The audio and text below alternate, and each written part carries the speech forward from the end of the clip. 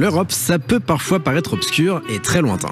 Alors je vais vous montrer 5 choses qui viennent de l'Union européenne et qui peuvent nous servir dans la vie de tous les jours.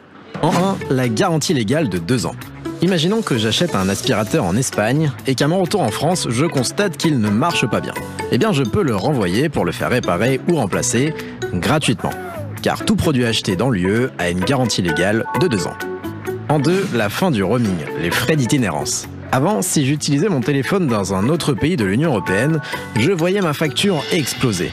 Depuis juin 2017, c'est différent. Appel, SMS, Internet, que je sois en France ou au Portugal, ça va me coûter la même chose. Attention, parce qu'il y a parfois des petites subtilités selon les opérateurs en ce qui concerne Internet, donc lisez bien les petites lignes du contrat.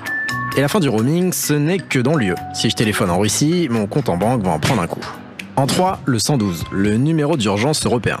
Imaginons que je sois en vacances dans les Alpes et que je parte faire une petite rando en Italie. Vu que j'ai pas de chance, je me fais une cheville. Je n'ai pas de réseau et je ne connais pas le numéro des secours en Italie. Eh bien, je peux composer le 112. Il nous permet de nous mettre en relation avec la police, le SAMU ou les pompiers dans n'importe quel pays de l'UE.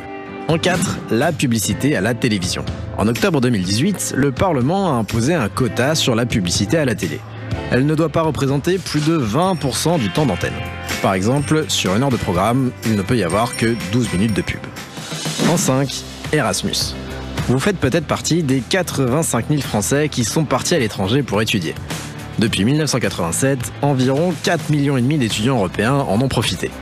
Et si on élargit aux professeurs, apprentis ou formateurs, ce chiffre monte à 9 millions.